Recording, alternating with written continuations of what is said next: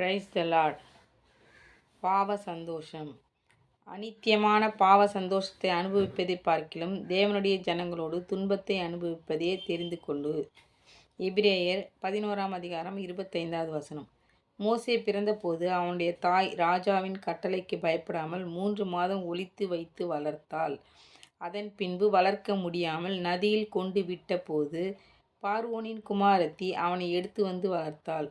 மோசே வளர்ந்து பெரியவன் ஆனபோது பார்வோனுடைய குமாரத்தியின் மகன் என்பதை அவன் விரும்பாமல் அரண்மனையை விட்டு வெளியே வர வேண்டும் என்று நினைத்து வெளியே வந்து விட்டான். அரண்மனையில் அவன் நன்றாக இருந்திருக்கலாம். சுகமான ஆடம்பரமான வாழ்க்கை, விரும்பினதை சாப்பிடலாம், விரும்பியதை உடுத்தலாம். ஆனால் அதை மோசே விரும்பவில்லை. அந்த அநித்தியமான பாவ சந்தோஷத்தை, உலக இன்பத்தை விரும்பாமல் தன்னுடைய ஜனங்கள் படும் கஷ்டத்தை நினைத்து பார்த்தார். அவர்கள் அடிமையாய் இருப்பதை நினைத்து அவர்களை மீட்க வேண்டும், அவர்களோடு துன்பத்தை தானும் அனுபவிக்க வேண்டும் என்று அரண்மனையை விட்டு வெளியே வந்து விட்டான். நாமும் அநித்தியமான பாவ சந்தோஷங்களையும் உலக சிற்றின்மைகளையும் அனுபவிக்க இடம் கொடுக்காமல் அவற்றை விட்டு கர்த்தரை மட்டும் பின்பற்ற வேண்டும். பாவ சந்தோஷம் கொஞ்ச நேரம்தான். கர்த்தர் தரும் சந்தோஷம் நிரந்தரமானது. பாவ சந்தோஷம் அநீதி. வேதம் சொல்கிறது, அநீதியெல்லாம் பாவம் என்று யோவான் 5:17 வாசிக்கிறோம். இஸ்ரவேல் ஜனங்கள் கர்த்தருக்கு விரோதமாக பாவம் செய்து கன்றுக்குட்டிகளை உண்டாக்கி வழி விலகி போனார்கள். உபாகமம் 15:9. பொல்லாத நினைவுகள் பாவம், கட்டளையை மீறுவது பாவம். சங்கீதம் 119:13. துணிகரமான பாவம் செய்யக்கூடாது. கர்த்தர் அருவருக்கும் பாவத்தை நாம் செய்யக்கூடாது. எரேமியா 5:25. பாவம் நன்மை இழக்கச் செய்யும்.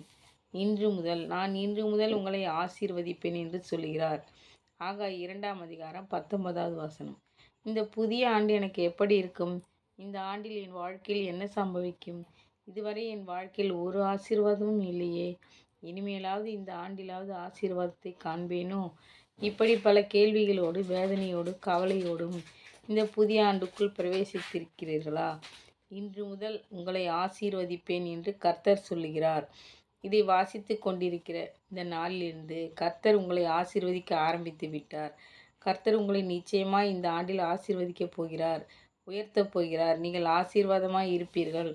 இஸ்ரவேலை ஆசீர்வதிப்பதே அவருக்கு பிரியம். உங்களை ஆசீர்வதிக்க வேண்டும் என்பதுதான் தேவனுடைய விருப்பம். உங்கள் வியாதி வேதனையை மாற்றி ஆசீர்வதிப்பார். உங்கள் கடன் பாரத்தை மாற்றி ஆசீர்வதிப்பார். ஆவி, ஆத்மா, சரீரம் மூன்றிலும் ஆசீர்வதிப்பார். பிரியமானவர்களே, உங்கள் ஆத்மா வாழ்வது போல் நீங்கள் எல்லாவற்றிலும் வாழ்ந்து சுகமாய் இருக்க வேண்டும் என்பதுதான் தேவனுடைய விருப்பம். ஆவிக்குரிய வரங்களினால் ஆசீர்வதிப்பார்.